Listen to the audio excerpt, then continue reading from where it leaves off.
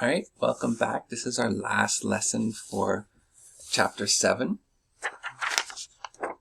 Your handout looks like this.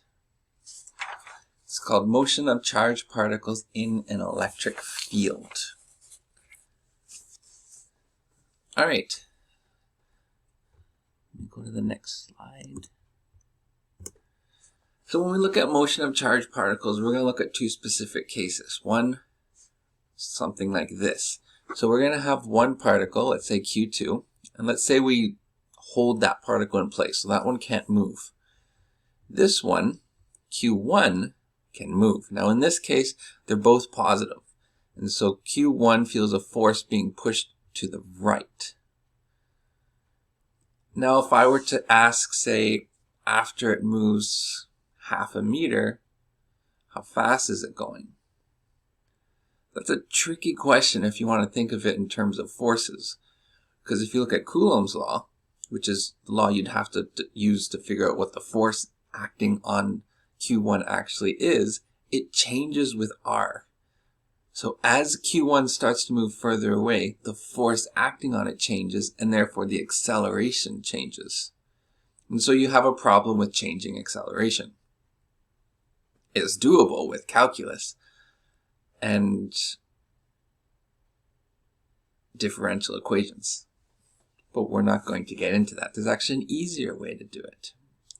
And we're going to think of it in terms of conservation of energy, which you can do much more easily without any calculus, just a little algebra. Where at Q1 is at initially this position, let's say R1, and if it's initially at rest, it has only electric potential energy. And if they're both positive charges, that energy is positive as well, because it repels, it's not bound to anything. Okay, and then as it goes outwards to here it still has electric potential energy, because that doesn't go to zero until you reach infinity. It still has electric potential energy, but it also has kinetic energy. So we can do this question as total energy equals total energy prime. Point before, point after. And if we even rearrange this equation a little bit, we can see what we lose in electric potential energy is what we gain in kinetic energy. Now that's the same as energy before equals energy after. It's just a different way of writing energy conservation in this case. So let's look at a problem. This problem is on the back of your sheet. It's question 1. It says there are two small conducting spheres placed on top of insulating puck. One puck is anchored to the surface while the other is allowed to move freely on an air table. Okay, so that just means there's no friction. The mass of, what did I do? There we go. The mass of the sphere and puck together is 0.15 kilograms. And the charge on each sphere is 3 microcoulombs and 5 microcoulombs. Two spheres are initially 25 centimeters apart. How fast will the sphere be moving when they are 65 centimeters apart? Okay, so let's do this one together. So you have this sphere, which is being held in place. This one is initially here at 25 centimeters apart, and it's going to be pushed back to here, which is a total of 65 centimeters apart. Now, assuming its speed here to be 0, and therefore its kinetic energy there to be 0, how fast is it moving there? Okay, so let's look at conservation of energy. So initially, let's have E total equals E total prime. This will be our initial point, and this will be our final point. Alright, so initially, what kind of energies do you have? You don't have kinetic because it's not moving. We only have electric potential energy. So I'm going to write E, E. And that's going to be positive because they repel. Right? They're not bound, they repel. So it's a positive energy. And after, we also have EE, which is still positive, but it's also moving, so we have kinetic energy as well. So we can write our equations K Q1 Q2 over R equals K Q1 Q2 over R prime plus a half mv squared. Okay, so we know everything in this equation. It'll be a little bit messy on our calculators, but we rearrange and solve for v. So v prime is, right, prime, the square root, this big, big one, K Q1 Q2 all times, we bring that term to the other side, and I factored out K Q1 Q2. We have 1 over R minus 1 over R prime. And then we times all of that by 2 over m. Okay, so that's our equation. Now we need to plug in all those numbers. I'll let you do that instead of you watching me write down a whole bunch of numbers. Okay. Make sure you don't plug in microcoulombs. Make sure you change it to coulombs. So you should have 3 times 10 to the minus 6 and 5 times 10 to the minus 6. Or you have 1 over your initial position, 0.25, minus 1 over your final position, 0.65. Okay. You should get a speed of 2.1 meters per second. Right, so there's your speed.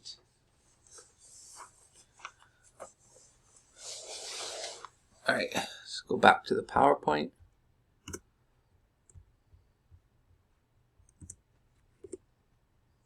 All right, so that was one case. I told you that's the case where we're going to be dealing with point charges. Okay, so our first case was dealing with point charges.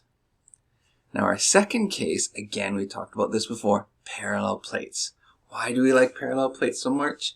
Because the electric field strength between them is constant. If the field strength is constant, you put any charge in there, as that charge moves between the parallel plates, the force acting on that charge will be constant.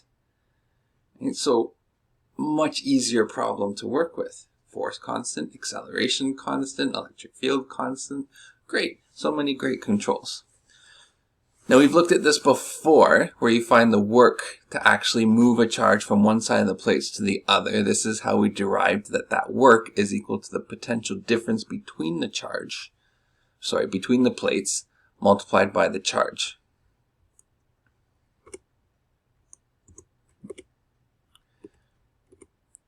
All right, so this is a cathode ray tube. We're going to talk more about it in magnetism. But first, let's start with the beginning of the cathode ray tube. The beginning of the cathode ray tubes accelerates electrons. Although J.J. Thomson didn't know they were electrons to begin with, but we had to accelerate some sort of charged particle. In this question, we're going to deal with electrons. Now, electrons have a charge equal to that of the elementary charge, which Millikan determined was 1.602 times 10 to the minus 19 coulombs. And the mass of an electron, which I'll talk more about how J.J. Thomson discovered when we get to magnetism, because magnetism is important in that discovery. But the mass of the electron is 9.11 times 10 to the minus 31 kilograms. And we're going to accelerate that electron. How are we going to accelerate that electron? Through parallel plates. Getting the electrons easy, you just heat a filament and those electrons start flying off. But then you have the parallel plates to accelerate them. Now you can assume their initial velocity is 0. Okay, let me actually just show you on the board.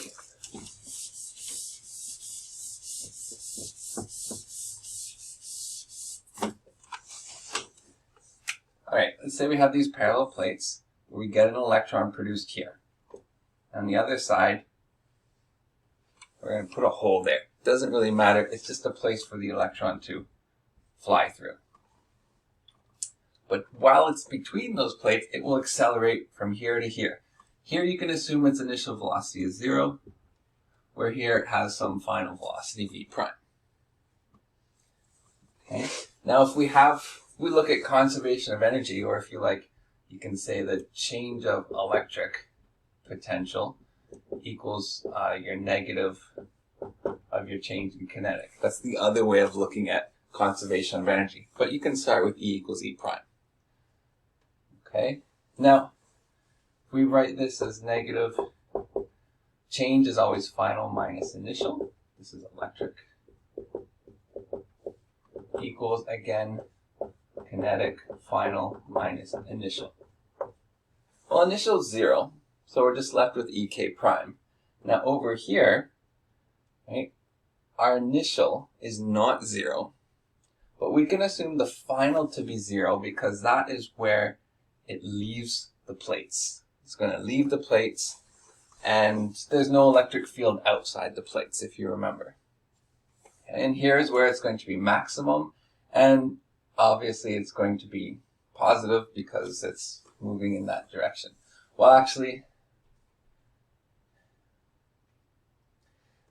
that depends, but either way, the work that's being done, it depends on if it's a proton or an electron, but the work that's being done will equal that change. And we've already calculated what that work is. It's Q times our potential difference. Okay? And it will be positive because if you look, this part will be 0. Sorry, this part will be 0, and then these two negatives cancel. And you get equal to our final kinetic energy, 1/2 mv prime squared. Now this relationship we are going to use a lot, okay, because we're going to be accelerating particles a lot in this chapter. And this is a great way to accelerate them, to accelerate any charged particle through a potential difference within a constant electric field. Okay? You gain kinetic energy. So you do work, and work equals Q times the potential difference. But what you gain from that is kinetic energy, because you're doing positive work. We know you're doing positive work because your kinetic energy is increasing. If you remember this, total work equals change in kinetic energy. So it's the electric field that's doing the work, and it's changing the kinetic energy. And since this is increasing, this is a positive value. For some reason, I get a lot of students saying this should be negative. No, it shouldn't be.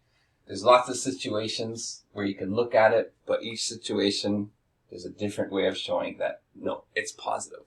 But it's easiest just to think of the fact that work must be positive because you're increasing your kinetic energy. Okay, now if you flipped it around as it's halfway through, if you change the charges at halfway through, and then you started slowing it down, yes, in that case it would be negative. You'd have minus Q delta V, this would be negative, it would all change. Okay, this is the equation we're going to use to solve the problem.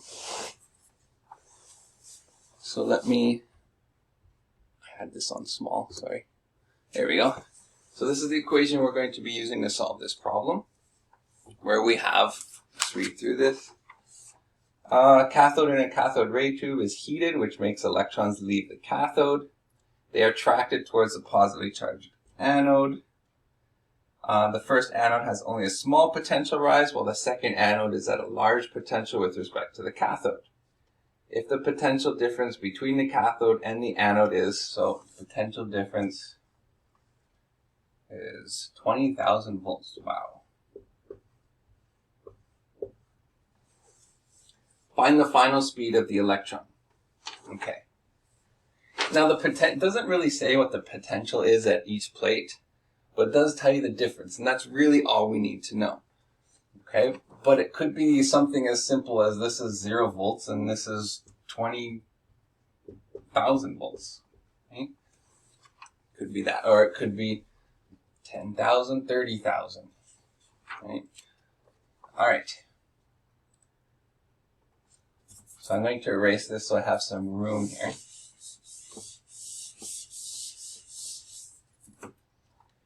And we're going to use this equation, but we're going to rearrange to solve for our velocity. We know everything else, so our velocity is the square root of 2q delta v over m. And we're just going to sub in all of our values. 2 times the charge of the electron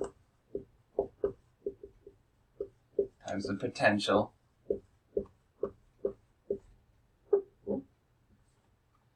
all divided by the mass of the electron.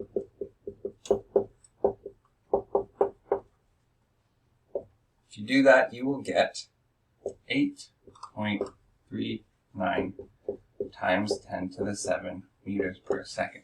Usually a lot of people see that and say, whoa, no.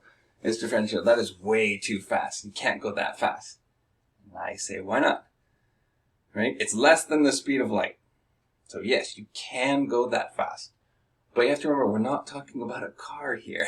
Right? If this was a question where I want you to find the final velocity of a sports car, yes, that is definitely wrong. There's no sports car that goes that fast yet. Okay. But a particle, a single electron, sure, no problem. Let's figure out how close this is to the speed of light. So let's just have some fun with this final answer here for a little bit. Let's divide this by the speed of light, which is 3.00 times 10 to the power of 8 meters per second.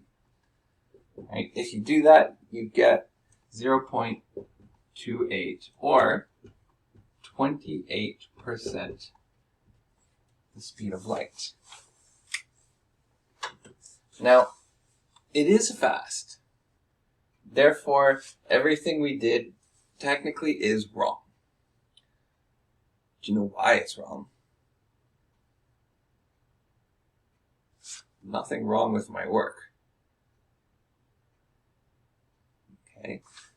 But just like if you were to use Newton's law of gravity to try and determine Mercury's orbit, you can't do it. It's an approximation. And you have to understand when these approximations will be good enough and when they won't. If you're not sure, do it the hard way every time. But that's just wasting a lot of your time. So let me give you a little hint. If we get something going to more than 10% of the speed of light, that's a very good indication that you need to take in relativistic effects. And when I say relativistic effects, I mean, we'll talk more about this in our last chapter, but as you approach the speed of light, 3 major things happens. 1, your effective inertia increases, or your mass increases. 2, time slows down. So we have time dilation. 3, your length contracts in the direction you're moving in. Okay, with all these 3 things put together, you wouldn't get that same example, right? Especially if your mass starts to increase. Well, if you're putting a certain amount of energy into kinetic energy, if it's all going into kinetic, great, that's fine. If some of it is going into increasing the mass of the particle, well then it all won't be kinetic energy, and therefore it won't be going this fast. So we'll talk more about how to take into account relativistic effects in the next unit. But for this unit, just understand that if we're going faster than 10% of the speed of light, we need to take relativity into account, even though we're not going to. Okay? Alright. I think that's it for today's lesson. If you have any questions, let me know in the Google Sheet. And I am going to be posting an Explore Learning. Okay, so you have these homework questions and your Explore Learning sheet. So, I don't know if I'll post another video for you tomorrow or not. That might be too much work. We'll see. I might post it in advance for those who want to work ahead. Alright,